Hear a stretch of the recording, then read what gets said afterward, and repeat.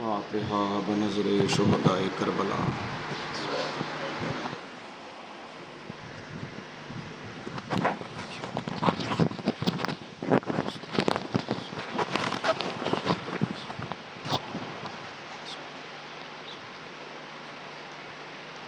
حضرات ایک مرتبہ سورہ حمد اور 3 مرتبہ توحید کی تلاوت فرما کر مرحومہ رضیہ بیگم بنت مرحوم میر عسکر حسین کی روح کو ایصال فرمائیں۔ بسم اللہ۔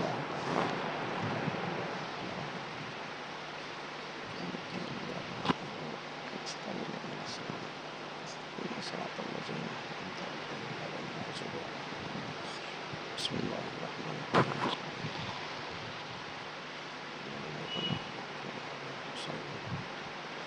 الرحیم۔ اعوذ باللہ من الشیطان اللعین الرجیم۔ بسم اللہ الرحمن الرحیم۔ الحمد للہ رب العالمین وبہ نستعین وہو المعین والصلاة والسلام علی سید الانبیاء والمرسلین سیدنا و نبینا و شفیع ذنوبنا و طبیب قلوبنا ابی القاسم محمد وآلہ الطیبین الطاہرین المعصومین المظلومین المنتخبین المنتجبین۔ اما بعد فقد قال اللہ تبارک و تعالی فی کتابہ المجید وفرقانہ الرشید وقولہ الحق۔ بسم اللہ الرحمن الرحیم۔ الا بذکر اللہ تطمئن القلوب۔ صلوات پڑھیں محمد۔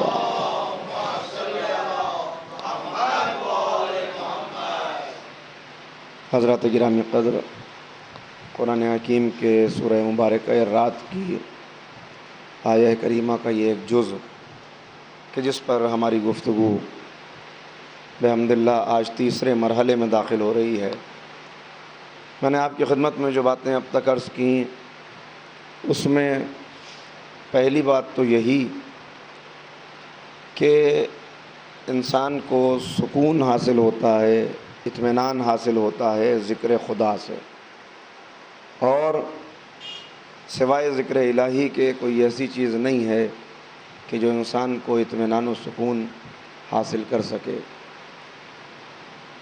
ذکر الہی کیسے کیا جائے، اللہ کی بارگاہ میں کیسے پہنچا جائے، اور اس کے حضور میں اپنی پیشانیوں کو لے کر کس انداز سے التجا کی جائے، کس انداز سے مانگا جائے، کس انداز سے اس کی ابدیت کا حق ادا کیا جائے، یہ اگر کسی نے ہمیں بتایا ہے تو وہ ائمہ خدا علیہم السلام نے۔ صلوات پڑھیں محمد و آل محمد۔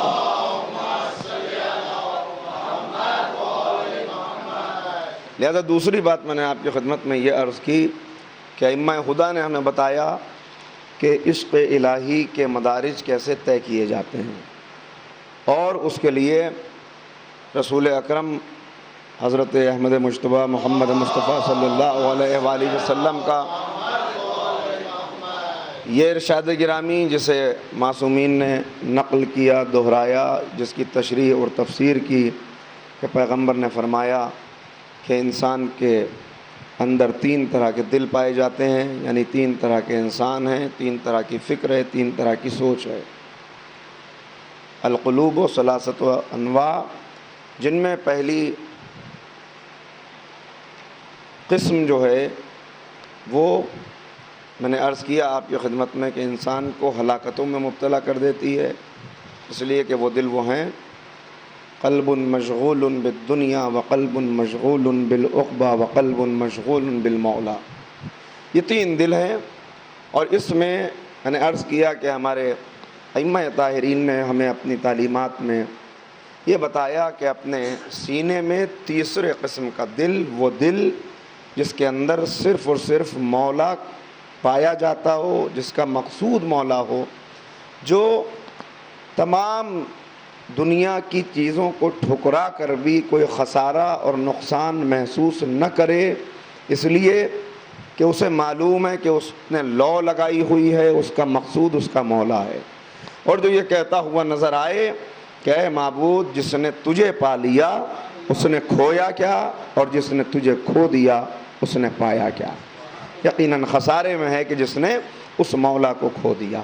لہذا تیسرے قسم کا دل بہترین دل ہے کہ جسے اہل بیت کے چاہنے والوں کو اپنے لیے مخصوص کرنا ہے، اور جس کے لیے ہماری گفتگو ہے کہ عشق اہل بیت کے تقاضے کیا ہیں۔ ابھی بات یہاں تک پہنچی تھی، کل میں نے تھوڑی سی تشریح آپ کی خدمت میں کی، ایک مرتبہ اور صلوات پڑھ دیں، دہرا دوں گفتگو کو۔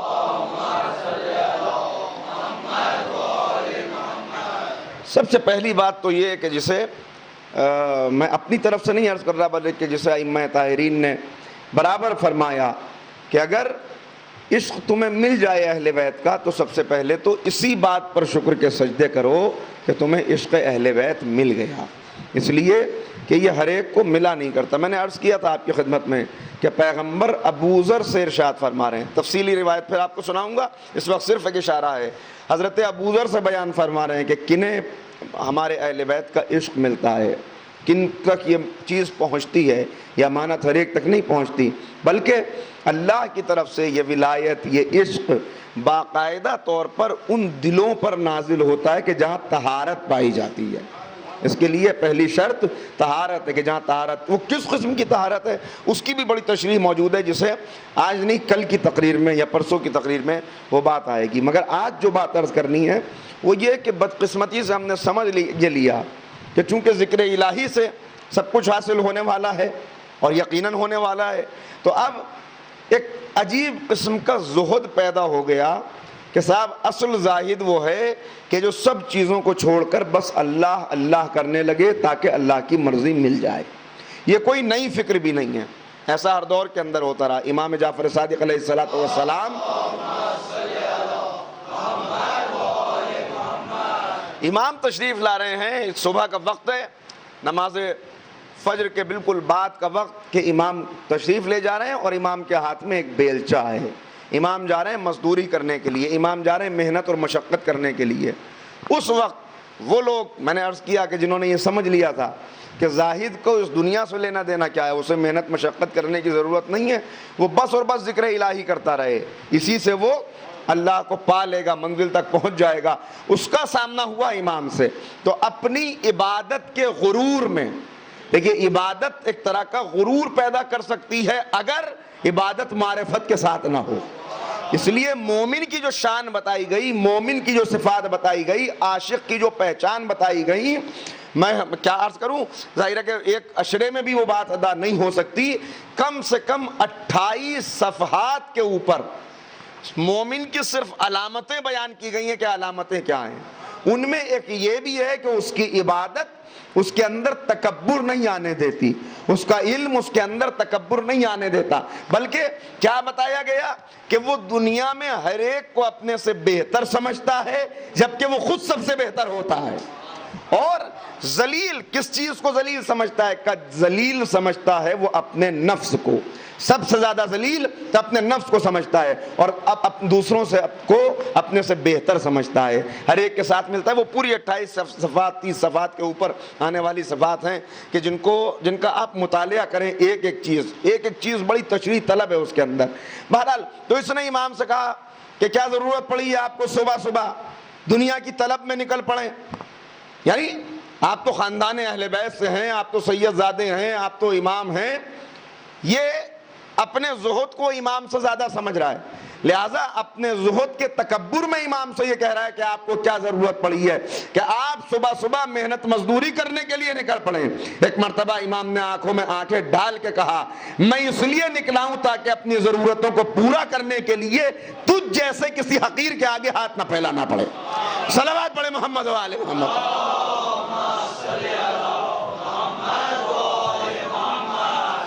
چیز جو میں عرض کر رہا ہوں کہ یہ زہد کس چیز کا نام ہے؟ صرف ایسا نہیں کہ مسلک سے چپکے رہیں تو یہ سمجھتے رہیں کہ ہم دنیا میں سب سے برتر ہو گئے، ایسا نہیں ہے۔ پیغمبر کے دور میں بھی یہ بات ہوئی، نبی کریم نکلے ہوئے چلے جا رہے ہیں تو صبح ایک نوجوان صبح بالکل جا رہا ہے، اصحاب ساتھ میں ہیں، اصحاب کو اس بات کا غرور ہے کہ ہم پیغمبر کے پہلو میں رہنے والے ہیں، لہٰذا ایک مرتبہ حقارت سے اس نوجوان کی طرف دیکھ کے کہا اگر یہ اپنی جوانی کو اللہ کی راہ میں لگاتا تو کتنا اچھا ہوتا۔ آپ غور کر رہے ہیں؟ اگر اپنی جوانی کو اللہ کی راہ میں لگاتا تو کتنا اچھا ہوتا۔ فوراً لہجہ پیغمبر بدل گیا، کہا کیا مطلب؟ کیا اب اس نے اپنی زندگی کو اللہ کی راہ میں نہیں لگایا؟ کہ نہیں، یہ تو محنت اور مزدوری کرنے کے لیے جا رہا ہے۔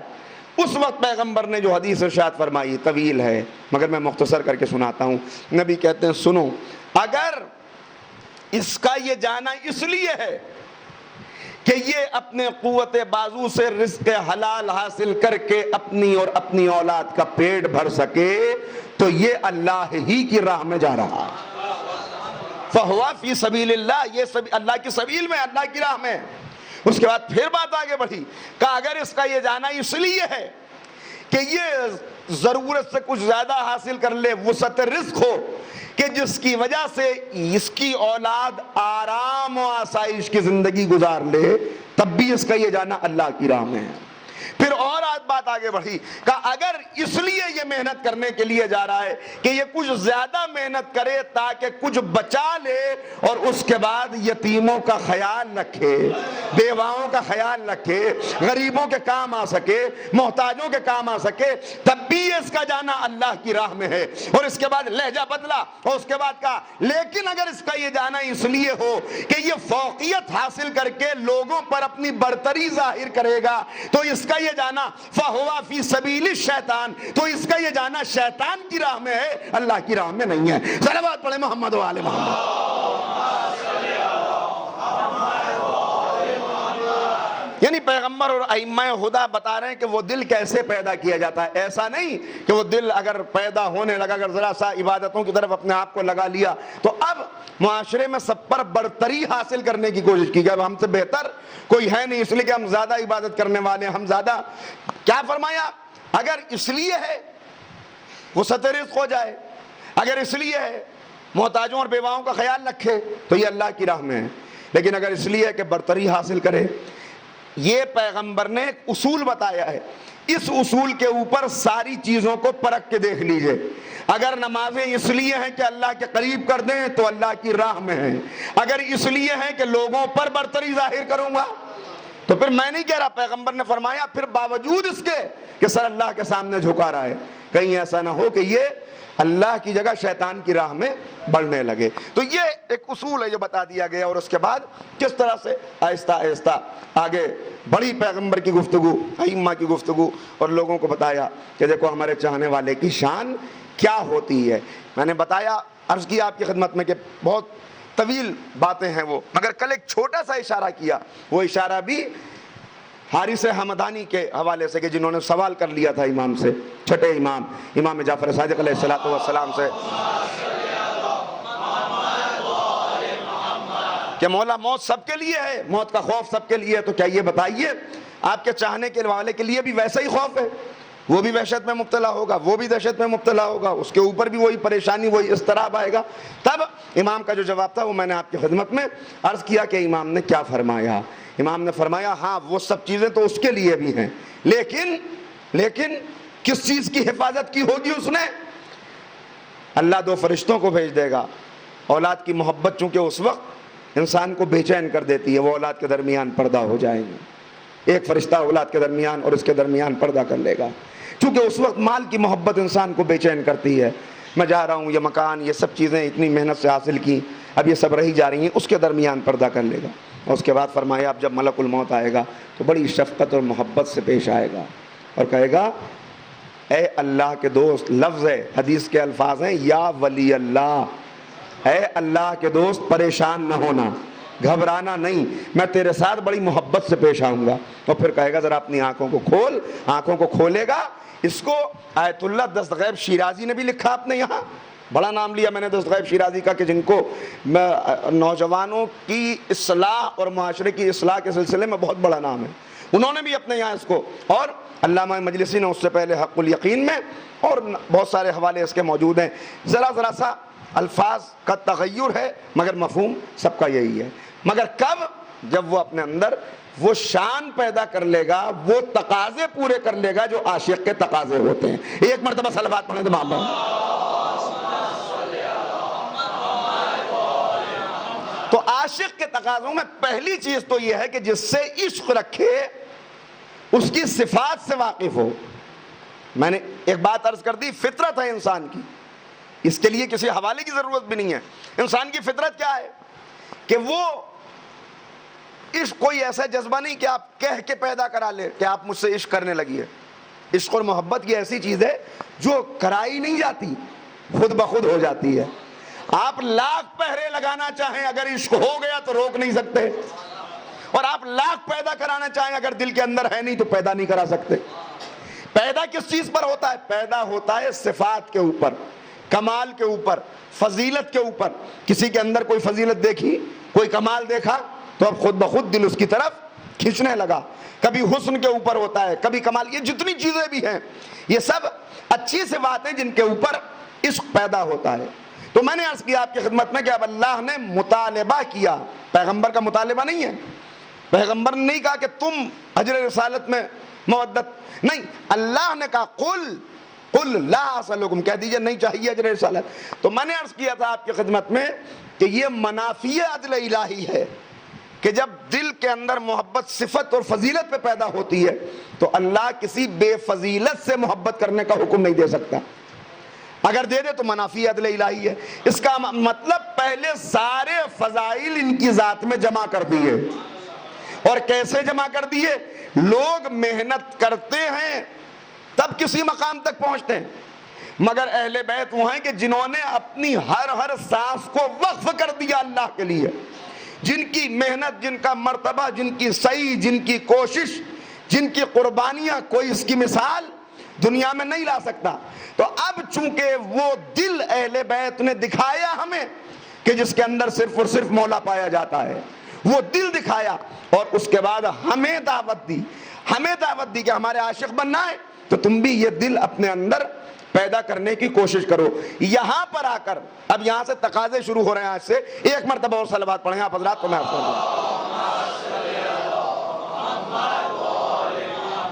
ذرا سا آپ یہ بیچ میں سے تھوڑا سا آگے آ جائیے، ایک دو لوگ اٹھ کے صلوات پڑھیں محمد.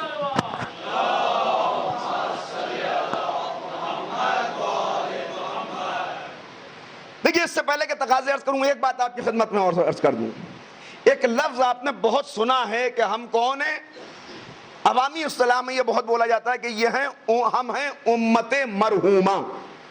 امت مرحومہ یعنی وہ امت جس کے اوپر اللہ کی رحمت ہے، اللہ کی رحمت حاصل کرنے والی امت.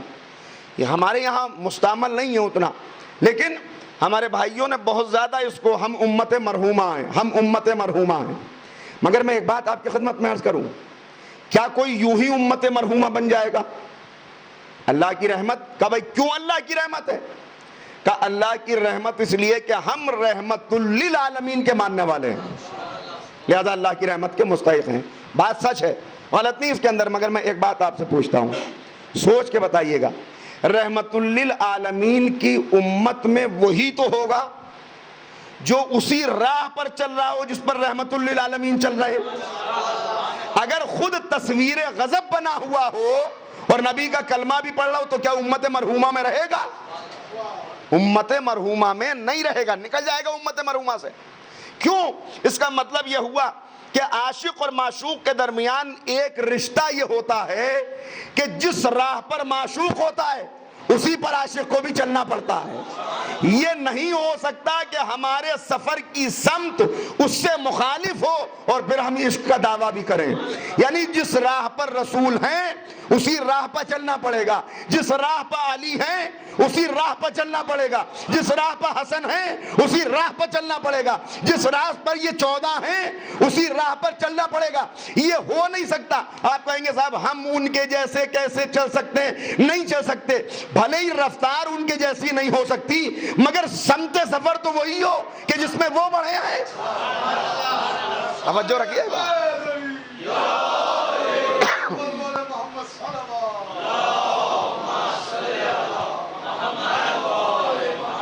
دیکھیے ضروری نہیں کہ رفتار سفر بھی وہی ہو, رفتار ہر ایک کی الگ الگ ہوتی ہے, مگر سمت سفر کا ایک ہونا یہ ضروری ہے. یہ ہو نہیں سکتا کہ میں مخالف سمت میں بھی بڑھوں اور دعوی عشق بھی کروں. اگر میں ایسا کروں گا جتنا بڑھتا چلا جاؤں گا اتنا دور ہوتا چلا جاؤں گا, اس لیے کہ سمت مخالف ہے.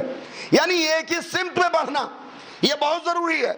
اسی سمت میں جب بڑھیں گے, بات ہو رہی تھی امت مرحومہ کی کہ امت مرحومہ بھی کہتے رہیے اور ساری وہ باتیں بھی کرتے رہیے جو رسول نے جن سے روکا ہے, تو اس کے بعد امت مرحومہ رہیں گے. امت مرحومہ کے بعد, اچھا امت مرحومہ تو ویسے بھی مستعمل نہیں ہو سکتا, اس لیے کہ پیغمبر نے یہ بھی فرمایا کہ میری امت میں 73 فرقے ہوں گے, جن میں سے ایک فرقہ ناجیہ ہوگا. اس کا مطلب یہ ہوا کہ اسی امت میں سے 72 وہ ہوں گے جن پر اللہ کا غضب ہوگا. یعنی جنت تک جانے کا ایک راستہ ہے اور جہنم تک جانے کے 72 راستے ہیں. بات سمجھ گئے؟ 72 راستے. اس کا مطلب یہ ہوا کہ جنت پر چلنے والے کم ہیں تبھی تو ایک راستہ ہے, اور اس پر چلنے والے بہت ہیں. اس راستے سے جائیں, اس سے جائیں, اس سے جائیں, مگر پہنچیں گے وہیں. وہ ایک راستہ کون سا ہے وہ تلاش کرنا ہے. اس لیے کہ میں نے عرض کیا عاشق و معشوق کا رشتہ کیا ہے کہ اسی راہ پر چلیں اور اسی سمت میں چلیں. رفتار بھلے ہی ہلکی ہو, رفتار اتنی تیز نہیں ہو تو کوئی پریشانی کی بات نہیں ہے. کہا صاحب نہیں امت مرحومہ, امت مرحومہ آپ امت کی بات کر رہے ہیں. امت میں ہونا یہ صرف کافی نہیں ہے, اس لیے کہ رشتوں کا جوڑنا اور توڑنا نبی کے ہاتھ میں بھی نہیں ہے, یہ اللہ کے ہاتھ میں ہے کہ نبی سے رشتوں کو باقی رکھے یا توڑ دے. نہیں توجہ فرمائی, میں نے بڑی بات عرض کر دی. حضرت نوح یہ کہہ رہے تھے پالنے والے میرا بیٹا ہے, میرا اہل ہے. اس بات سے انکار نہیں کیا کہ بیٹا ہے, مگر کہا تمہارے اہل میں نہیں ہے. اس کا مطلب یہ ہوا اگر اہل نہ ہو تو بیٹا بیٹا نہیں رہتا, امتی امتی کیسے رہ جائے گا؟ صلوات پڑھے محمد و آل محمد.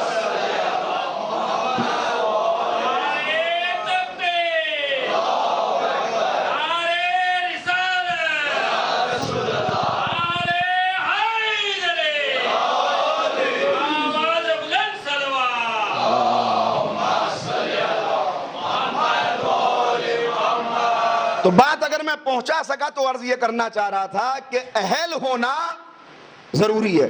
اگر اہل ہے تو پھر اس کے بعد کوئی ضرورت نہیں ہے. آپ رشتہ خود نہیں جوڑیں گے, رشتہ وہ باقی رہے گا کہ جو اللہ کی نظر میں رشتہ ہو. ورنہ بیٹا ہونے کا انکار تو نہیں کیا, ہاں بیٹا تو ہے, مگر بیٹا ہونے کے باوجود اہل نہیں ہے. اگر اہل نہیں ہے, کیوں اہل نہیں ہے؟ اس لیے کہ اس کی راہ الگ ہے, نبی کی راہ الگ ہے. سمت کا ایک ہونا, راہ کا ایک ہونا یہ بہت ضروری ہے. اب اگر اتنی بات میں واضح کرنے میں کامیاب رہا تو اب یہاں سے ذرا سا آگے بڑھتے ہیں, مگر اس سے پہلے ذرا اس کی اور وضاحت ہو جائے. اس لیے ایک روایت آپ کو سنا دوں کہ جسے صحیح بخاری نے کم سے کم 12 جگہ نقل کیا ہے. کتنی جگہ؟ 12 جگہ. کہ پیغمبر یہ فرماتے ہیں کہ کچھ لوگ اس وقت میرے سامنے لائے جائیں گے کہ جب میں کوثر پہ کھڑا ہوں گا. جب میں کوثر پہ کھڑا ہوں گا اس وقت کچھ لوگ میری طرف بڑھیں گے, یعنی کوثر کی طرف بڑھیں گے, مگر میرے اور ان کے درمیان رکاوٹ آ جائے گی. کیسی رکاوٹ ہوگی؟ شاید فرشتے اپنے پروں کو درمیان میں لے آئیں, شاید کوئی اور رکاوٹ ہو, مگر جو بھی وجہ ہو رکاوٹ آ جائے گی اور اس کے بعد انہیں دھکیل کر کوثر سے دور کیا جائے گا. پیغمبر فرما رہے ہیں اس وقت میں اللہ سے کہوں گا یہ میرے اصحاب ہیں, یہ میرے اصحاب ہیں, یہ میرے اصحاب ہیں. کہ 3 مرتبہ میں اس جملے کو دہراؤں گا کہ یہ میرے اصحاب ہیں. لیکن میں عرض کیا کر رہا ہوں کہ اہل ہونا ضروری ہے رشتہ, ورنہ برقرار نہیں رہتا. یعنی پیغمبر اتنے فراخ دل ہیں کہ پیغمبر وہاں پر بھی بھولے نہیں ہیں. پیغمبر بتا رہے ہیں اللہ میرے اصحاب ہیں, اور ایک مرتبہ نہیں 3 مرتبہ کہہ رہے ہیں. بس فوراً وہاں سے جواب آئے گا, اے محمد تم نے سچ کہا, یہ تمہارے اصحاب ہیں, مگر جیسے ہی تمہارا انتقال ہوا یہ الٹے پیر اپنے پرانے مسلک پر پلٹ گئے. صلوات پڑھے محمد و آل محمد.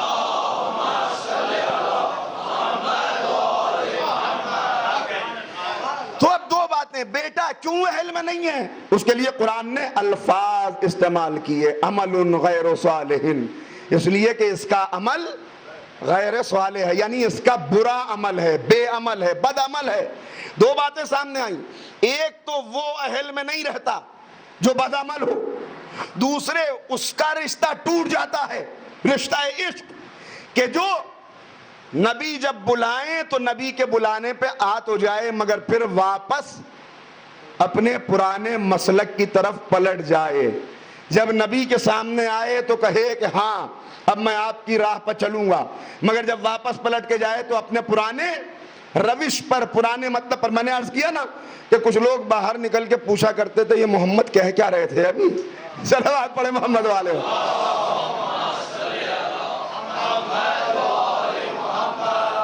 تو اب اگر یہ 2 باتیں واضح ہو گئیں تو اس کے بعد اب سمجھیے فرقہ ناجیہ کیا ہے اور عشق اہل بیت کے تقاضے کیا ہیں.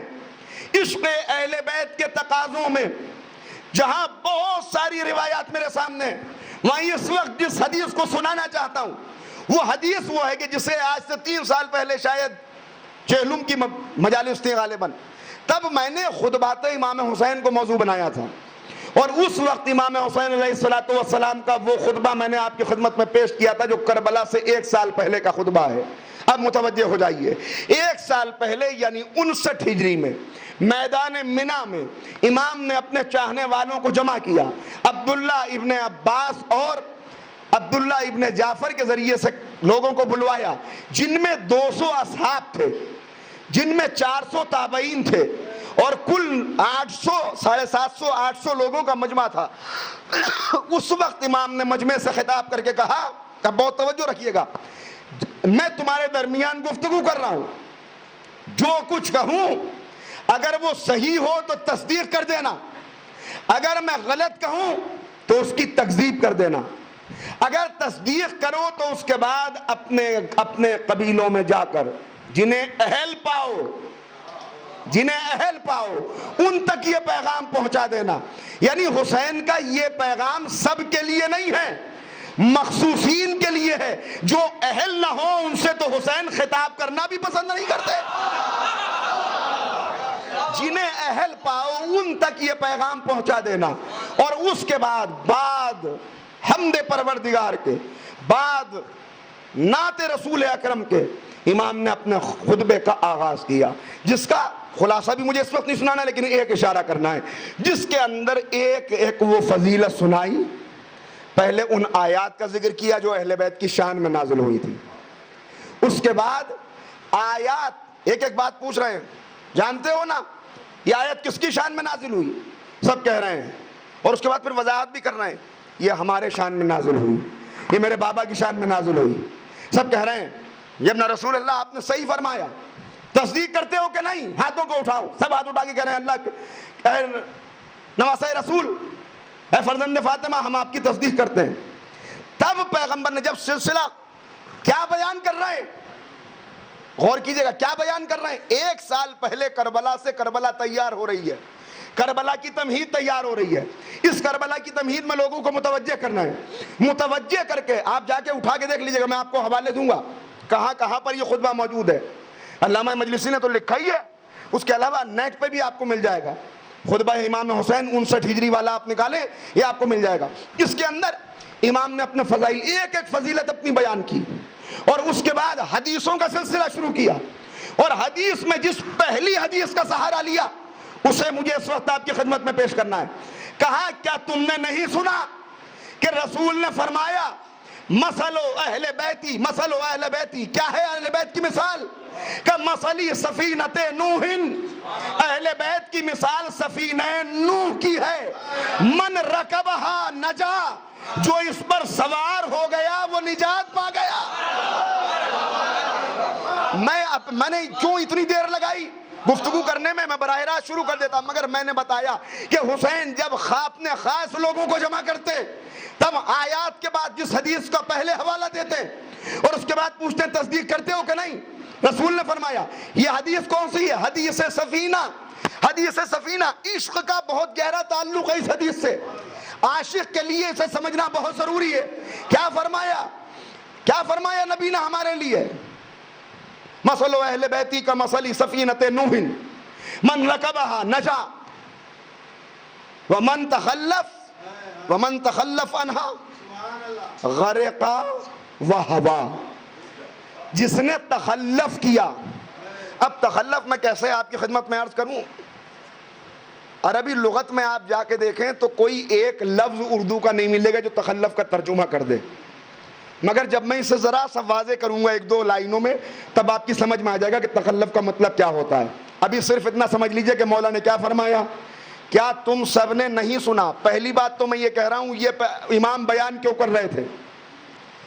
مینا کے میدان میں ابھی لوگ فریضہ حج سے فارغ ہوئے، ابھی حج مکمل بھی نہیں ہوا، ابھی چل رہا ہے سلسلہ۔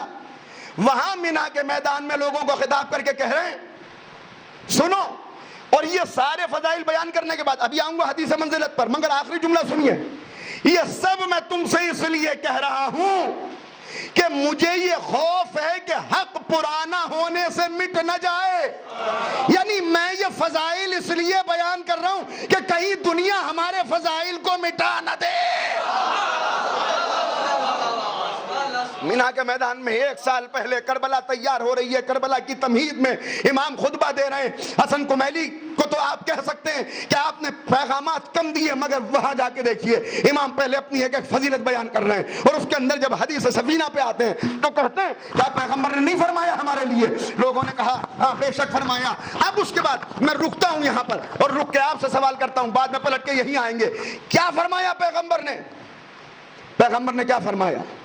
میرے اہل بیت کی مثال دیکھیے، ایک گزرے ہیں ابن حجر مکی، علامہ ابن حجر مکی، انہوں نے ایک کتاب لکھی صواعق محرقہ۔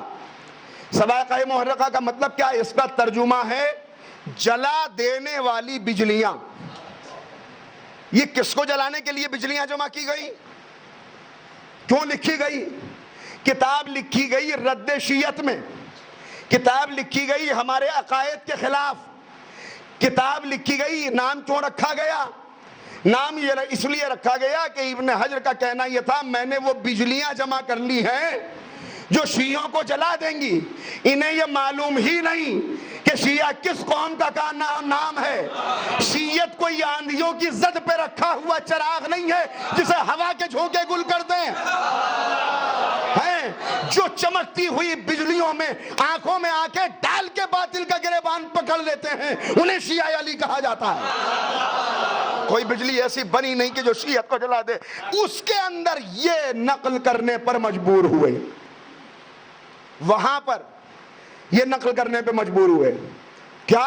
حدیث سفینہ کہ پیغمبر نے اپنے اہل بیت کے لیے فرمایا تھا کہ پتہ نہیں کیا پریشانی ہے، کتنی پریشانی تھی لوگوں کو۔ اب یہاں پہ رک کے پھر ایک بات عرض کر رہا ہوں۔ بابائے اردو عبدالحق، مولوی عبدالحق، مولوی عبدالحق نے، آپ کا ادب سے تعلق ہے اور بھی ادب سے تعلق رکھنے والے لوگ ہوں گے، مولوی عبدالحق نے اپنی ایک کتاب لکھی چند ہم عصر، یعنی میرے دور کی چند اہم شخصیات۔ اس کے اندر واحد ایک شیعہ کا ذکر کیا جن کا نام ہے علی بلگرامی، علی حسین بلگرامی۔ ان کے لیے وہ لکھتے ہیں، دیکھیے مجھے پتہ نہیں کہ بلگرامی صاحب نے ایسا کہا یا نہیں، لیکن وہ ان کی تعریف کرتے ہوئے لکھتے ہیں کہ یہ شیعہ تھے مگر بڑے انصاف پسند شیعہ تھے۔ کہا کیوں انصاف پسند تھے؟ کہا انصاف پسند اس لیے تھے کہ یہ کہتے تھے کہ اہل بیت کے فضائل کی حدیثیں دیکھ کر ایسا لگتا ہے کہ نبی کو کوئی کام ہی نہیں تھا۔ دیکھیے میں کہہ رہا ہوں مجھے پتہ نہیں کہ انہوں نے ایسا کہا یا نہیں کہا، لیکن یہ ان کی تعریف کرتے ہوئے کہ ان کی تعریف یہ کہ شدت پسند شیعہ نہیں تھے، انصاف پسند تھے، ماڈریٹ قسم کے شیعہ تھے۔ ماڈریٹ قسم کے مسلمان پتہ ہے نا آپ کو؟ ماڈریٹ مسلمان کیا ہوتے ہیں؟ کہ روزہ بھی رکھ لیں گے، سور بھی کھا لیں گے، اس میں حرج کیا ہے؟ شراب بھی پی لیں گے، نماز بھی پڑھ لیں گے، اس کے اندر حرج کیا ہے؟ ماڈریٹ قسم کے مسلمان۔ اسی طرح ان کے لیے کہا یہ ماڈریٹ قسم کے شیعہ تھے، انصاف پسند شیعہ۔ کیا انصاف پسندی تھی؟ کہ انہوں نے یہ لکھا، وہ یہ بیان کرتے تھے، یہ کہتے تھے، یہ لکھتے تھے کہ ایسا لگتا ہے حدیثوں کو دیکھ کر، یعنی پیغمبر نے اتنی زیادہ حدیثیں اہل بیت کی شان میں بیان کی ہیں کہ ایسا لگتا ہے۔ آئیے تشریف لائیے مولانا، ایک صلوات پڑھیں محمد و آل محمد۔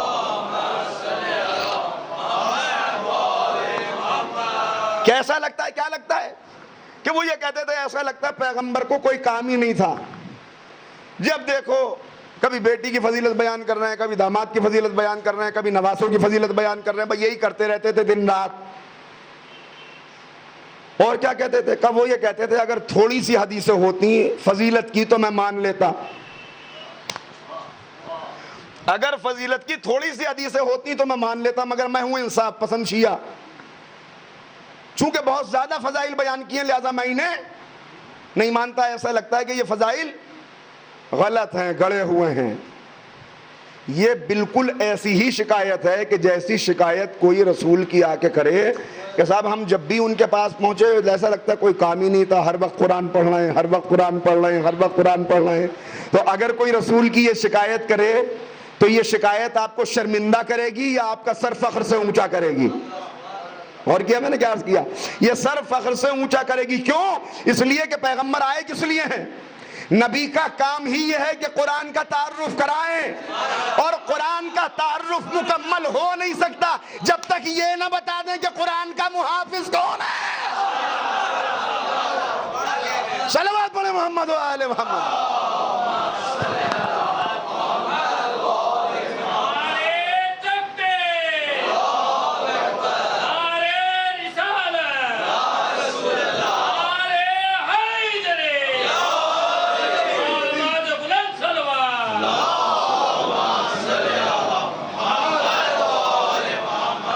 تو میں عرض کر رہا تھا کہ میری سمجھ میں یہ اصول نہیں آتا، یہ بات نہیں آتی۔ بتائیے کیسے ایسا ہو سکتا ہے کہ پیغمبر ہر وقت یہی پریشانی تو دوسروں کی بھی تھی، جہاں دیکھیے علی کو بڑھا دیتے تھے، جہاں دیکھیے علی کو بڑھا دیتے تھے۔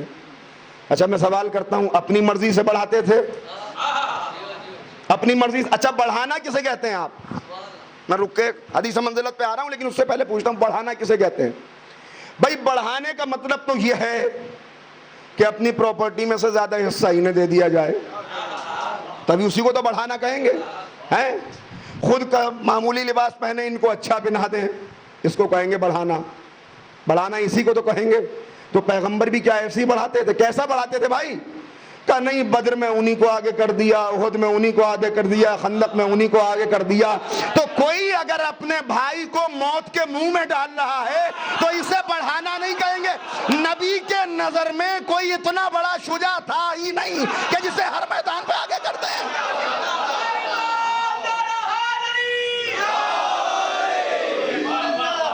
یہ بڑھانا نہیں تھا کہ جہاں بھی ہے خطرے میں ڈالی زندگی اور مسکرا کے، اس لیے کہ یہ عاشق کی شان ہی یہ ہوتی ہے۔ یہ عشق کے درجات ہیں، یہ عشق کی منزلیں ہیں، یہ عشق کی روایت ہے، یہ عشق کا راستہ ہے، یہ عشق کی روش ہے، یہ عشق کا طریقہ ہے کہ جہاں اگر موت ہے، ہاں ہم مر جائیں مگر تم بچ جاؤ، ہم کٹ جائیں مگر تم سلامت رہو۔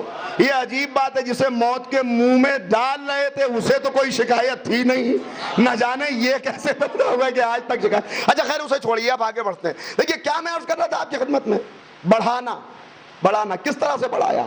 ہر جگہ انہی کو آگے کر دیا، مگر ایک منزل ایسی ہے، قبلہ یہاں پہ موجود ہے اور تمام صاحبان فہم ہیں، آپ کی نظر قرآن کے اوپر ہوگی اور ہے یقیناً، اور ہر اہل بیت کے چاہنے والے کی نظر قرآن پر۔ یہ قرآن کی تلاوتوں کا مہینہ ہے، قرآن کی بہار کہا ہے اسے امام صادق نے۔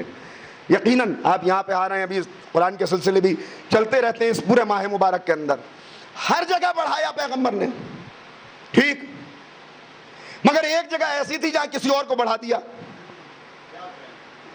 لیکن پیغمبر اگر اپنی طرف سے بڑھا رہے تھے تو میں صرف ایک اشارہ کر رہا ہوں، ایک جگہ ایسی تھی جہاں کسی اور کو بڑھا دیا.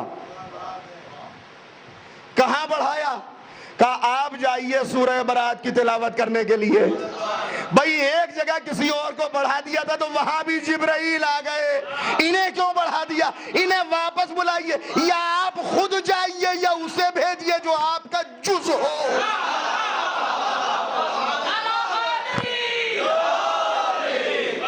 اسے بھیجیے جو آپ کا جز ہو. تو اگر ایک جگہ پیغمبر نے، اس لیے کہ یہاں پہ کوئی اشارہ نہیں تھا کسے بھیجیں، لہذا پیغمبر نے سوچا چلو انہیں بھی موقع دے دیں. اشارہ نہیں ہے، چلو انہیں موقع دے دیں. تو وہاں سے فوراً نہیں، واپس بلائیے. گئے ہوئے کو واپس بلایا. تو اب یہ نہ کہیے نبی نے بڑھایا. اب شکایت کرنی ہو تو اللہ سے کریے کہ اے پالنے والے، پوری سرزمین عرب پہ کیا علی کے علاوہ کوئی مرد ہی نہیں تھا؟ جہاں کا علی کو بڑھا دیا. صلوات پڑھے محمد و آل محمد.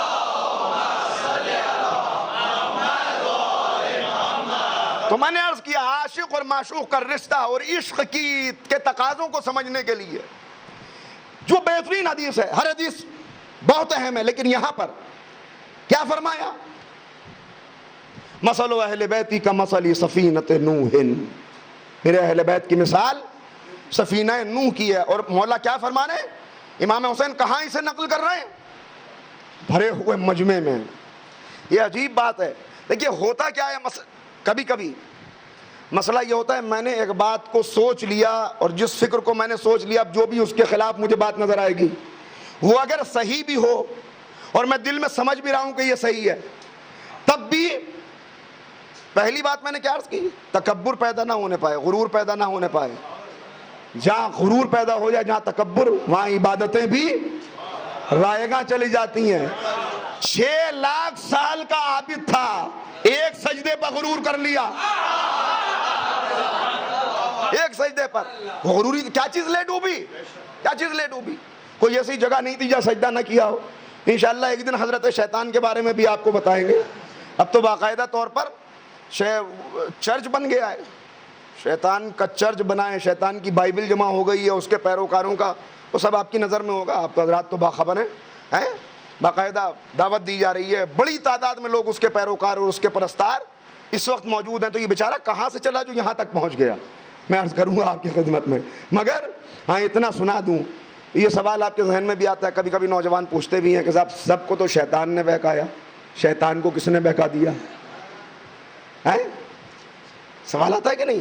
سب کو شیطان بہکا رہا ہے، یہاں بہکا رہا ہے، وہاں بہکا رہا ہے. جو بیچارہ جہاں بہک رہا ہے، دلی میں بہکنے والا بھی کہہ رہا ہے شیطان نے بہکا دیا. بھائی کس وقت بہکایا تھا؟ کہ 9:30 بجے. ارے 9:30 بجے تو مدراس میں بہکا رہا تھا.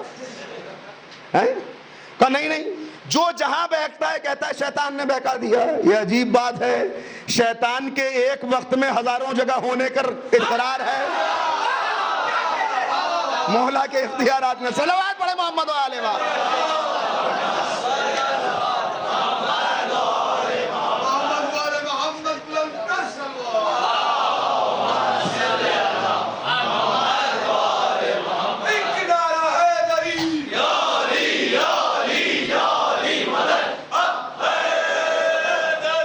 حدیث سفینہ کیا ہے؟ پیغمبر نے فرمایا کیا ہے میرے اہل بیت کی مثال؟ سفینہ نوح کی. ایک دو نہیں، سینکڑوں اہل سنت کی کتابوں کے حوالے بھی موجود ہیں. اور شیعہ حوالہ کوئی پوچھنا چاہے تو میں صرف ایک حوالہ دوں گا، شاید اس کے بعد کوئی ضرورت بھی نہیں پڑے گی. صاحب ابقات الانوار، 700 صفحات کی ایک پوری جلد حدیث سفینہ پہ. کتنے صفحات؟ 700 صفحات. اب تو اردو میں بھی ترجمہ ہو گیا، آپ منگا سکتے ہیں، لکھنؤ میں موجود ہے. صاحب ابقات الانوار کون ہے یہ بتانے کی بھی ضرورت نہیں ہے. کیسی عظیم، کتنی محنت کی ہوگی، کیا عرقریزی کی ہوگی کہ 700 صفحات میں حدیث سفینہ کو بیان کیا ہے. کہ جو پیغمبر نے فرمایا میرے اہل بیت کی مثال سفینہ نوح کی ہے.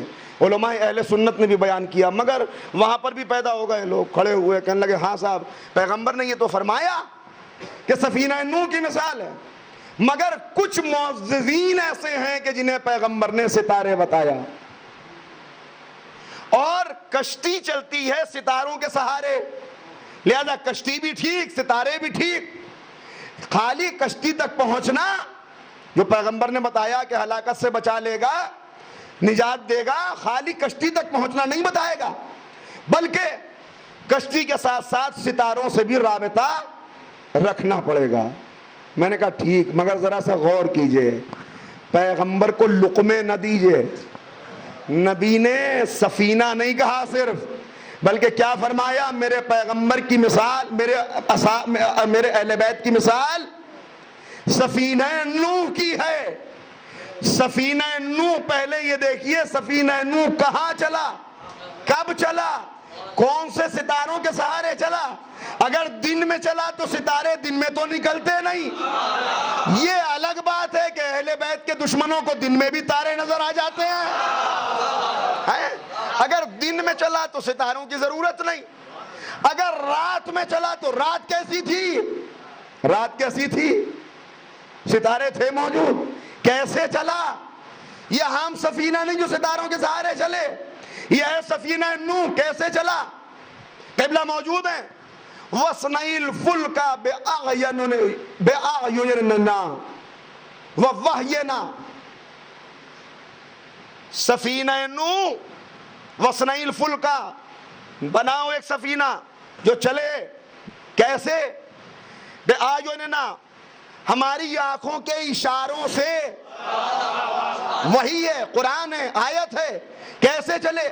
جو آنکھوں کے اشارے سے چلے، وہی کے ذریعے سے چلے. آنکھوں کے اشارے یعنی یہ وہ سفینہ ہے جو ستاروں کے سہارے نہیں چلے گا، آنکھوں کے اشارے پر چلے گا. اب یہ آپ ڈھونڈ لیجئے گا کہ اللہ کی آنکھیں کہاں ہیں. آنکھوں کے اشارے پر چلے گا، آنکھوں کے اشارے سے چلے گا. بھئی نبی کون ہے؟ نبی بھی آنکھوں کے اشارے سے چلتا ہے. جو اللہ کے اشاروں پر چلے وہ نبی.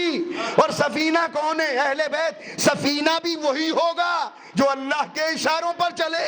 اللہ کے اشاروں پر تو ہر ایک اس میں نہیں سفینہ نوح. مگر کرنا کیا ہے؟ ہمیں عاشق، میں نے ایک بات عرض کر دی آپ کی خدمت میں کہ رفتار ایک ہونا ضروری نہیں ہے، مگر سمت ایک ہونا ضروری ہے. اگر سمت ایک نہ ہوگی تو پھر عاشق و معشوق کا رشتہ منقطع ہو جائے گا. لہذا تقاضا عشق یہ ہے کہ معشوق پر نظر رکھی جائے کہ اس کا راستہ کون سا راستہ ہے. سفینہ بن گیا. اب شرط کیا ہے نجات کے لیے؟ من رکبہا نجا، جو اس پر سوار ہو گیا وہ نجات پا گیا. اور میں نے کہا تخلف، اہل علم موجود ہیں. تخلف کا لفظ آپ جا کے حاجی لغت میں دیکھیے، اس کے لیے کوئی ایک لفظ موجود نہیں ہے. تخلفہ کا مطلب کیا ہے؟ مطلب یہ ہے، جملے میں عرض کر دوں، بات کو پھیلا کے بیان کرنا پڑے گا. جو سفینے پر شروع میں سوار ہو اور آخر تک سفینے پر سوار رہے، وہ ہے رکبہا کی منزل میں. جو شروع میں سوار ہو جائے اور راستے میں اتر جائے، نہیں توجہ فرما رہے، میں نے کیا عرض کر لیا. جو شروع میں سوار ہو جائے، راستے میں اتر جائے، جو شروع میں سوار ہو جائے پھر کہنے لگے نہیں ہم تو اس سے تیز جہاز بنا لیں گے جو جلدی پہنچا دے منزل تک، ہم تو دوسرا سفینہ پکڑ لیں گے جو تیز رفتار سے لے جائے، وہ غرق بھی ہوگا، ہلاک بھی ہوگا. یہ کیوں بات کہی؟ یہ کیوں بات کہی؟ اس لیے کہ شروع میں سفینہ اہل بیت پہ سوار ہونے والے بہت سے تھے، مگر جب طوفان آئے، مگر جب ناؤ مجدار میں آنے لگی تو کتنے ایسے تھے جنہوں نے سفینوں کو چھوڑ دیا. جنہوں نے چھوڑ دیا وہ کہیں بھی پہنچ جائیں، اگر پہاڑ کی بلندی پر بھی پہنچے گا. کہا تھا سفینہ نوح. سفینہ نوح کہاں چلا؟ سفینہ کہاں چل رہا تھا؟ سفینہ چل رہا تھا پانی میں. بیٹا کہاں تھا؟ نوح آواز دے رہے تھے آجا میرے لال. وہ کیا کہہ رہا تھا؟ نہیں پہاڑ کی بلندی بچا لے گی. نوح کیا کہہ رہے تھے؟ آج کوئی چیز بچا نہیں پائے گی سوائے سفینے کے. وہ کیا کہہ رہا تھا؟ بھاگا اس پہاڑ پہ چڑھا، اس سے اونچے پہ گیا اور اونچے پہ گیا.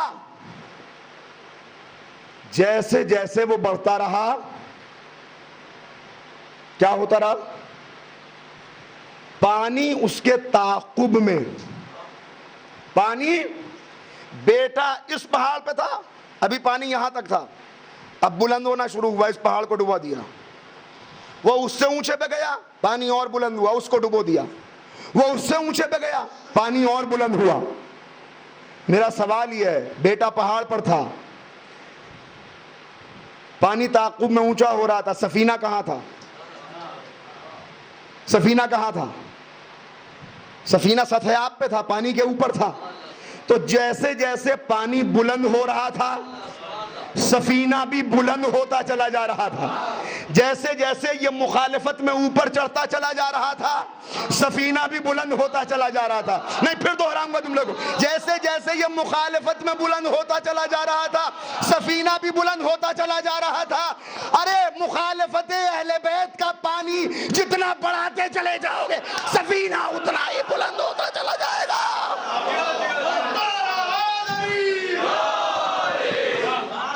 جتنا مخالفت کا پانی بڑھانا ہے بڑھاؤ، لگاؤ، اور مفتی بلاؤ، اور فتوے منگاؤ، اور لوگ سب زور لگا دو سارے، مگر جتنا بڑھاتے چلے جاؤ گے، اس لیے کہ یہ سفینہ اہل بیت ہے، یہ سفینہ نوح سے مثال دی گئی، یہ بڑھتا چلا جائے گا، یہ بلند ہوتا چلا جائے گا۔ اگر وہ اتنا اونچا نہ پہنچا ہوتا تو شاید پانی بھی اتنا اونچا نہ پہنچتا، مگر جتنا وہ بڑھتا چلا جا رہا تھا پانی بھی بڑھتا چلا جا رہا تھا۔ اب آپ سے سوال ہے، ایک عاشق کا تقاضا کیا ہے؟ اگر اسے سفینے سے محبت ہے، سفینے سے ایک محبت رکھنے والے کا تقاضا کیا ہے؟ وہ کنارے پہ کھڑا ہو گیا اور اس نے کہا آہا کتنا عمدہ سفینہ ہے، کتنا اچھا سفینہ ہے، کیا بہترین سفینہ ہے، کیا رنگ ہے، کیا روپ ہے، کیا رفتار ہے۔ حق ادا ہو گیا، نجات پا جائے گا۔ کہاں کھڑا ہوا ہے؟ کہاں کھڑا ہوا ہے؟ کنارے پر۔ سفینہ کہاں ہے؟ تعریف کر رہا ہے۔ تعریف بیکار ہے؟ کیا یہ تعریف بیکار ہے؟ دیکھیے بہت سنبھل کے سنیے گا میں کیا عرض کر رہا ہوں۔ اگر سفینے کے مخالفین کے بیچ میں تعریف کر رہا ہے تو یہ تعریف جہاد ہو سکتی ہے مگر نجات نہیں دے سکتی۔ اگر مخالفین موجود ہیں اور ان کے درمیان کھڑا ہو کے کلمہ حق بلند کر رہا ہے، سفینے کی تعریف کر رہا ہے، تو یہ تعریف اس لیے کہ سفینے کے مخالفین موجود ہیں، تو تعریف کر ہم زبان کاٹ لیں گے، تو تعریف کر ہم ہاتھ پیر جدا کر دیں گے، تو تعریف کر ہم گردن مار دیں گے، تو تعریف کر ہم اولاد کو قربان کر دیں گے۔ اگر اس قیمت پر تعریف کر رہا ہے تو تعریف اس کی، مگر تقاضۂ عشق کیا ہے کہ سفینے کے اور اس کے درمیان کوئی دوری، اس لیے کہ وہاں ہے من رکبہا، جو سوار ہو گیا۔ یہ تعریف تو کر رہا ہے مگر دور کھڑا ہوا ہے۔ آج کتنے آپ کو ایسے مل جائیں گے کہ جو علی کی تعریف آپ سے زیادہ کرتے ہوئے نظر آئیں گے؟ کتنے موجود ہیں؟ کتنے فرقے ایسے ہیں کہ شاید آپ کے یہاں بھی اتنی تعریف نہیں ہوتی ہوگی جتنی تعریف وہ کریں گے، بچوں کے نام آقا پہ رکھیں گے، دمادم مست قلندر کے نعرے لگائیں گے، لگاتے کہ نہیں؟ مگر وہ تعریف کر رہے ہیں مگر دور کھڑے ہوئے ہیں، دور کھڑے ہوئے ہیں، نجات نہیں مل سکتی۔ یہ تعریف اگر اس تعریف کے لیے مارے جا رہے ہیں تو شاید قابل تعریف ہو، مگر اچھا ایک دوسرا ہے اس نے دیکھا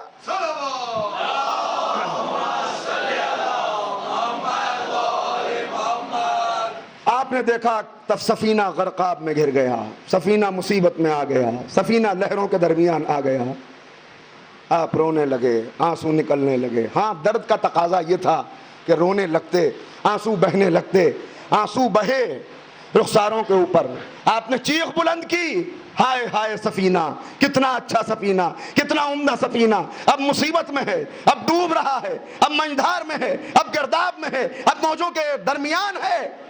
یہ آپ کا رونا، اگر کچھ لوگ ڈوبتا دیکھ کر ہنس رہے ہیں تو شاید آپ کا رونا بھی جہاد ہے۔ اگر کچھ لوگ ہنس رہے ہیں، خوش ہو رہے ہیں اور آپ رو رہے ہیں تو شاید یہ رونا بھی عبادت ہے، فائدہ مند ہے۔ لیکن یہ رونا بھی قریب نہیں لایا سفینے کے. نجات کی شرط کیا ہے؟ تقاضا بتا رہا ہوں عشق کا. عشق کا تقاضا بتاتا ہوں کیا ہے. تقاضا عشق کیا ہے؟ تقاضا عشق یہ ہے کہ سفینے کو اگر اچھا سمجھتے ہو، سفینے کو مصیبت میں دیکھ کے اگر غمزدہ ہوتے ہو، تو تقاضا عشق یہ ہے کہ ساحل چھوڑو، خشکی سے ہٹو، سفینے کے اوپر سوار ہو جاؤ. سوار ہونے کا مطلب کیا ہے؟ اب جب سفینے پہ سوار ہو گئے تو اب میرا اپنا کچھ بھی نہیں ہے. میری حرکت سفینے کے ساتھ ہے، میرا سکوت سفینے کے ساتھ ہے، میرا سانس لینا سفینے کے ساتھ ہے، میری ابتدا سفینے کے ساتھ ہے، میرا انجام سفینے کے ساتھ ہے. اب جہاں جہاں سفینہ جائے گا وہاں وہاں میں جاؤں گا. آپ ایک نعرہ لگاتے ہیں ہم تیرے حوالے علی. علی حوالے ہونے کا مطلب یہی ہوتا ہے کہ ہم تیرے حوالے ہو گئے. اب نہ ہماری خوشی اپنی خوشی ہے، نہ ہمارا غم اپنا غم ہے. اگر تو کہتے کھڑے ہو جائیں کھڑے ہو جائیں، اگر تو کہتے بیٹھ جائیں بیٹھ جائیں، اگر تو اس پر راضی ہو کہ تلوار کے آگے گردن رکھ دیں تو اپنی گردن کو تلوار کر. صلوات پڑھے محمد و آلہ.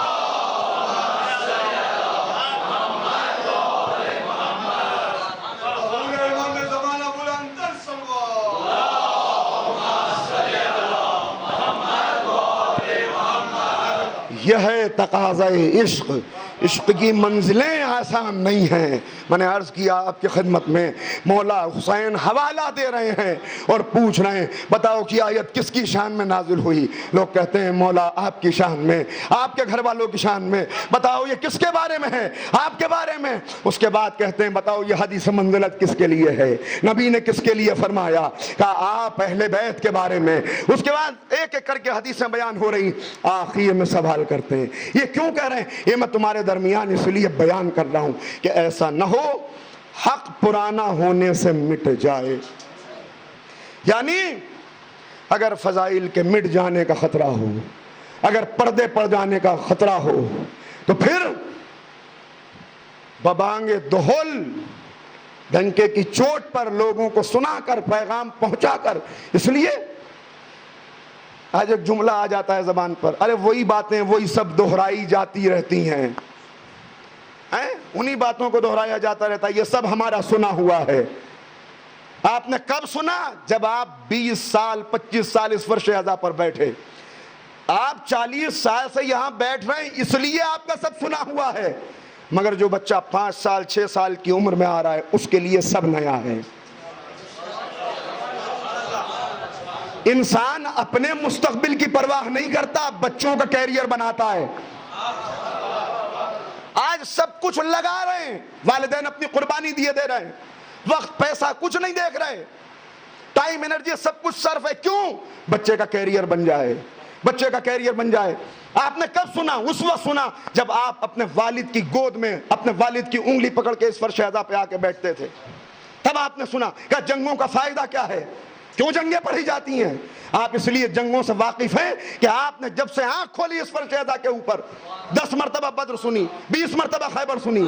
لیکن کیا آپ کے پاس وقت کتنی مرتبہ اپنے گھر پہ لٹا کے اپنے بچے کو بدر سنائی، خیبر سنائی، خندق سنائی؟ سنائی کبھی نہیں. کہاں سنائیں؟ وہاں ٹی وی سیریل سے فرصت ملے تو یہ باتیں آئیں. وہاں تو بچے ارے کیا جان مصیبت میں ڈال رکھی ہے اس کمبخت نے، جاؤ کارٹون فلم آ رہی ہوگی اس کو وہاں پہ بٹھا دو لے جا کر. آپ اس منزل تک اس لیے پہنچے. یہ گھر جائیے گا تو اپنے والدین کا شکریہ ادا کیجیے گا. اگر مرحوم ہو گئے ہوں تو ان کے لیے نماز پڑھیے گا، ان کے لیے عمل خیر کیجیے گا کہ انہوں نے دیانت داری کے ساتھ یہ امانت منتقل کر دی. دیانت داری کے ساتھ منتقل کر دی. یہ کہاں؟ یہ کس نے بتا دیا؟ یہ کس نے بتا دیا کہ صاحب یہ ہونا چاہیے؟ وقت کا تقاضا. وقت کے تقاضے کو ہر ایک سمجھتا ہے. لیکن میں نے ایک بات کہی تھی، جتنی تبلیغ ضروری ہے اتنے ہی فضائل بھی ضروری. کیوں ضروری ہیں؟ اور آپ کہاں کی آپ بات کرتے ہیں؟ دیکھیے یہ عجیب بات ہے. میں صرف ایک حوالہ دے رہا ہوں اور جان بوجھ کے دے رہا ہوں. آغائے خامنائی کے خطبات کا مجموعہ ابھی شائع ہوا ہے، اورینٹل بک ہاؤس کشمیر نے شائع کیا ہے. ذرا جائیے گا، اس کا نام، خطبات کا نام، ٹائٹل جو رکھا ہے شخصیت امام علی. کیا ہے؟ شخصیت امام علی. کس کا؟ آغائے خامنائی کے جو بہترین خطبات ہیں ان کا مجموعہ شائع ہوا ہے، اس کے اندر اس کا طرز دیکھیے اٹھا کر، جو قوم کو تقسیم کر رہے ہیں ان کو ہمیں سب کو اس بات کا خیال رکھنا ہے کہ کوئی غلط فہمی نہ آ جائے ہمارے درمیان میں. اگر غلط فہمی آئے تو دور کیجئے، اس لیے کہ نام الگ الگ ہو سکتے ہیں مگر ہیں سب کون؟ جب عباس کا علم نکلتا ہے تو سب احترام سے کھڑے ہوتے ہیں. سینے الگ الگ ہیں، ہاتھ الگ الگ ہیں، مگر جب ہاتھ سینے پہ پڑتا ہے تو نام حسین ہی کا آتا ہے سب کے منہ پر. مٹھائیے خدا کے لیے درد مندانہ اپیل ہے یہ نہ سمجھیے گا کسی کے اوپر طنز کر رہا ہوں، اور یہ نہ سمجھیے گا یہی کی یہ سب جگہ کی صورتحال ہے بھائی، یہ صرف یہی کی نہیں ہے، یہ سب جگہ کی صورتحال ہے. تو میں نے حوالہ کیا دیا؟ میں نے حوالہ اس لیے دیا تاکہ آپ یہ سمجھ سکیں کہ ہمارے علماء، ہمارے مراجع بھی کوئی جو باتیں بیان کر رہے ہیں ان کا انداز، ان کا طرز کیا ہے. سنیے اس کے اندر کیا حوالہ، ایک صرف بات سنا رہا ہوں، صرف ایک اس وقت، کہ وہ بیان کرتے ہوئے کہ علی کا حق کیا تھا اور دنیا نے اسے نہیں پہچانا. وہاں پہ آ کے 2 جملے کہتے ہیں، بہت اہم جملے ہیں، ذہنوں میں محفوظ کیجئے گا. کیا جملے انہوں نے آ کے کہے؟ وہ کہتے ہیں انصار اور مہاجرین میں سے کوئی ایک بھی ایسا نہیں تھا جسے یہ یقین نہ ہو کہ پیغمبر کے بعد علی ہی جانشین ہے. کیوں اس کی دلیل دے رہے ہیں، کہہ رہے ہیں کوئی ایک فرد بھی ایسا نہیں تھا جسے یہ یقین نہ ہو کہ پیغمبر کہ علی کے جانشین، پیغمبر کے سچے جانشین علی ابن ابی طالب ہیں. کیوں؟ وہ کہتے ہیں اس لیے کہ نبی نے اتنے فضائل بیان کر دیے تھے کہ کسی کے سامنے حقیقت چھپی ہوئی نہیں تھی. اور اس کے بعد انہوں نے ایک ریفرنس دیا ہے، وہ ریفرنس دے کے میں بھی بات کو روک رہا ہوں یہاں پر. وہ کہتے ہیں صرف بیان ہی نہیں کیے تھے بلکہ یہاں پہ آ کے بیان کرتے ہیں کہ ایک دن پیغمبر نے علی مرتضیٰ کو اپنے قریب بلایا، پیشانی کو چوما، گلے سے لگایا اور اس کے بعد کہا اے علی، اگر مجھے یہ خوف نہ ہوتا، اگر مجھے یہ خوف نہ ہوتا کہ یہ امت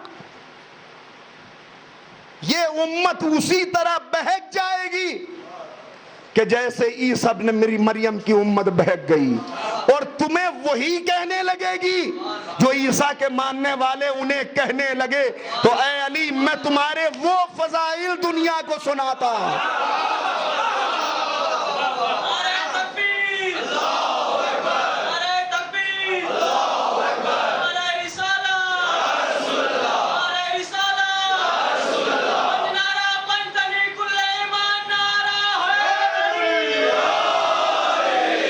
میں عرض کیا کرنا چاہتا ہوں، میں کیوں یہاں پہ یہ بات لایا؟ میں یہ بات اس لیے لایا کہ یہ مراجع کے درمیان اختلاف نہیں ہے. آپ ان کا نام لے کے کہیں کے لیے اختلاف پھیلا رہے ہیں یا کیوں غلط فہمی کے اندر مبتلا ہو رہے ہیں؟ دیکھیے پہچانیے اپنی صفوں میں کالی بھیڑ کو پہچانیے. یہ عصر غیبت ہے، یہ عصر غیبت ہے، یہ ظہور سے پہلے کا دور ہے، یہ بہت نازک دور ہے. 100 مرتبہ استقبال ہے اگر کوئی سوال کوئی کرنا چاہے، مگر تہذیب کے دائرے میں لکھ کے دیجئے سوال، انشاءاللہ اس کا جواب پیش کیا جائے گا جو طریقہ ہے. ہاں میں یہاں پہ حاضر ہوں جواب دینے کے لیے، مگر میں نے عرض کیا آپ سوال دیجئے جو طریقہ ہے. یہ ہمارے یہاں کا ادب نہیں ہے، ان مجلسوں کا ایک ادب ہے، اس فرش عزا کا ایک ادب ہے. اس ادب کو ملحوظ رکھتے ہوئے آپ 100 مرتبہ سوال کریں، میں یہاں پر جواب دینے کے لیے حاضر ہوں. کیا کہا؟ میں نے آقا کا حوالہ دیا کہ آقا نے اس خطبے کے اندر علی کی مظلومیت کو بیان کرتے ہوئے یہ کہا کہ کوئی مہاجر، کوئی ناصر ایسا نہیں تھا انصار میں سے کہ جسے معلوم نہ ہو، جو جانتا نہ ہو کہ علی کے فضائل کیا ہیں، اس لیے کہ پیغمبر نے اتنے سنا دیے تھے. اور پھر کہتے ہیں کہ صرف سنائے نہیں تھے، یعنی مقصد یہ ہے کہ صرف سنائے نہیں تھے بلکہ روک بھی لیے تھے. کیوں؟ اس لیے کہ پیغمبر یہاں پہ حوالہ دے کے بیان کر رہے ہیں. حوالہ دیا ہے ابن اسحاق کا جو پرانا راوی اور سیرت نگار ہے، وہاں پہ آ کے کہتے ہیں کہ پیغمبر نے علی کو بلایا، سینے سے لگا کے کہا کہ اے علی اگر مجھے ان کے گمراہ ہو جانے کا خوف نہ ہوتا تو میں تمہارے وہ فضائل بیان کرتا کہ تم جہاں سے گزر جاتے لوگ پیروں کے نیچے کی مٹی اٹھا کر آنکھوں کا سرما بنا لیتے.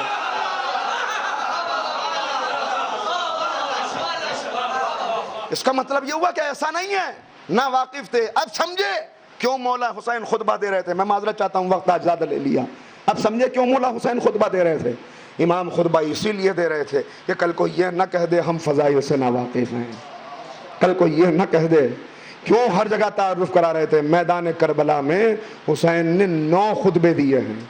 ہم آقا کے چاہنے والے ہیں، ظاہر ہے کہ میرے پاس موقع نہیں ہے، ایک سال موضوع بنایا تو، مگر آپ جائیے گا ان خطبوں کو اٹھائیے گا، ضرور پڑھیے گا انہیں.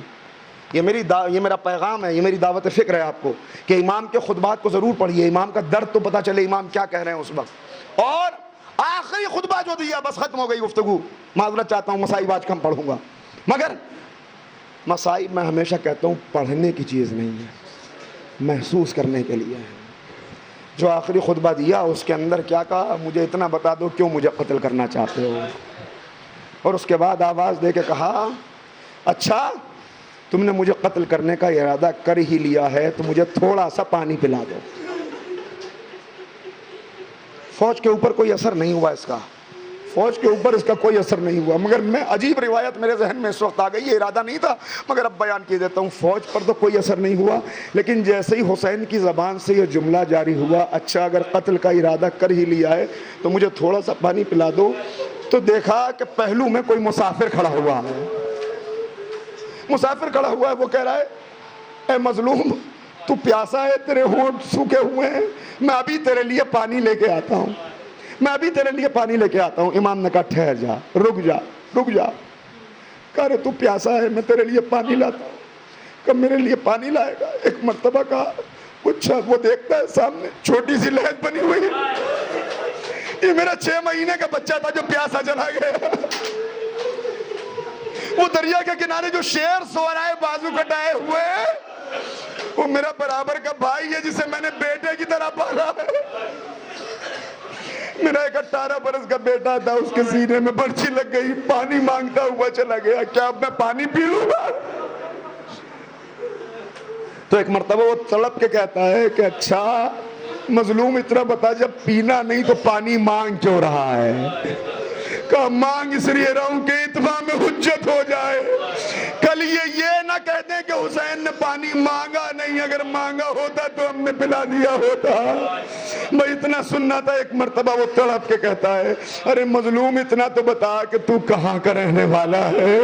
کہ میں مدینے کا رہنے والا ہوں. مدینہ سنا اس کا دل دھڑکنے لگا تیز تیز. ایک مرتبہ کہتا ہے کس محلے سے تعلق ہے؟ کہ میں محلہ بنی ہاشم کا ہوں. بنی ہاشم کا نام سنا تو اور تڑپ کے کہتا ہے کیا بنی ہاشم سے کوئی رشتہ بھی ہے؟ اتنا سننا تھا. کہا میں محمد کا نوازا، میں فاطمہ کا بیٹا.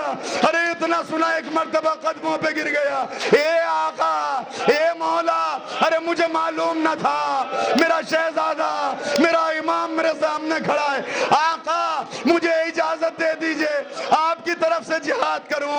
امام نے کہا نہیں نہیں میں تجھے اجازت نہیں دیتا، جلدی چلا جا، دور نکل جا، ابھی میری آواز استغاثہ گونجے گی، اس سے پہلے باہر چلا جا. کہتا ہے مولا مجھ میں کوئی کمی ہے، مجھ سے کوئی خطا ہو گئی جو آپ اجازت نہیں دیتے؟ امام نے کہا نہیں، مگر جب تو گھر سے چلا تھا تیری چھوٹی سی بچی وہ دروازے تک آئی تھی اور اس نے کہا تھا بابا جلدی آنا، ارے تیری بچی تیرا انتظار کر رہی ہے. میں ہاتھوں کو جوڑوں گا، اے مولا ایک چاہنے والے کی بچی کا اتنا خیال، آئے 4 برس کی سکینہ. اے مولا ارے جب چلے تھے سکینہ قدموں سے لپٹی ہوئی تھی. اے بابا اللہ اکبر، حسین کیا کہہ کے چلے تھے؟ اے سکینہ، جو سکینہ جانے نہیں دیتی تھی، ایک مرتبہ کہتی ہے بابا چلے جائیے. کہ بیٹی کیا ہو گیا؟ کہ بابا جب آپ نے مجھے سینے پر سلایا تھا تو دادی فاطمہ تشریف لائی اور کہا مسافر کا راستہ نہ روکو ورنہ امت بخشی نہ جائے گی. اے ماقا ارے اس کی بچی کا اتنا خیال. مولا آئیے آپ کی شہادت کے بعد بس آخری فقرے. عزادارو جب 11 محرم کو قافلہ چلنے لگا تو شمر نے دیکھا چھوٹی سی بچی بابا کے لاشے سے لپٹی ہوئی. اے بابا بابا، شمر کہتا ہے سکینہ چلو، ارے قافلہ جا رہا ہے، سکینہ کہتی میرا بابا اکیلا رہ جائے گا، ہاشم مجھے بابا کے پاس چھوڑ دے، میں اپنے بابا کے پاس رہوں گی۔ کہ سکینہ جلدی چلو، سکینہ تیار نہ ہوئی، کیا غضب کیا، بس ختم ہو گئی تقریر۔ ایک مرتبہ نیزے کی علی کو چبھونا شروع کیا، سکینہ تڑپی، اے بابا بابا معاف کر دینا، آپ کا سینہ مجھ سے چھڑائے۔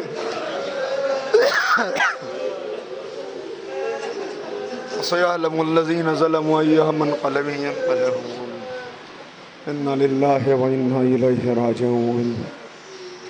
بار الہ ہماری اس عبادت کو قبول فرما، معبود ہمارے ان آنسوؤں کے صدقے میں مقامات مقدسہ کی حفاظت فرما۔ بار الہ مقامات مقدسہ کی حفاظت کے لیے جو جوان کھڑے ہوئے ہیں، بار الہ ان کے سینے میں زور حیدری عنایت فرما۔ معبود اہل بیت کے چاہنے والے جہاں جہاں ہیں، ان کے جان و مال و عزت و آبرو و ناموس کی حفاظت فرما۔ بار الہ ہمارے بزرگوں کو قوت و توانائی اور طول حیات عنایت فرما۔ معبود ہمارے نوجوانوں کو دین کا سرمایہ قرار دے۔ بار الہ بہنیں جو گھروں پر بیٹھی ہوئی ہیں، بہترین رشتوں کا انتظام کر دے۔ معبود جو بے اولاد ہے اسے اولاد صالحہ عنایت فرما۔ معبود اس ذکر کے صدقے میں تمام حاضرین کے مرحومین کے درجات کو بلند فرما دے۔ بار الہ امام کے ظہور میں تعجیل فرما، ہمیں سرکار کے انصار و ایوان میں شمار فرما۔ ربنا تقبل منا انک انت السمیع العلیم۔ حضرات ایک مرتبہ سورہ حمد اور 3 مرتبہ سورہ توحید کی تلاوت فرما کر مرحومہ رضیہ بیگم بنت مرحوم میر عسکر حسین کی روح کو ارسال فرما۔ بسم اللہ الرحمن الرحیم۔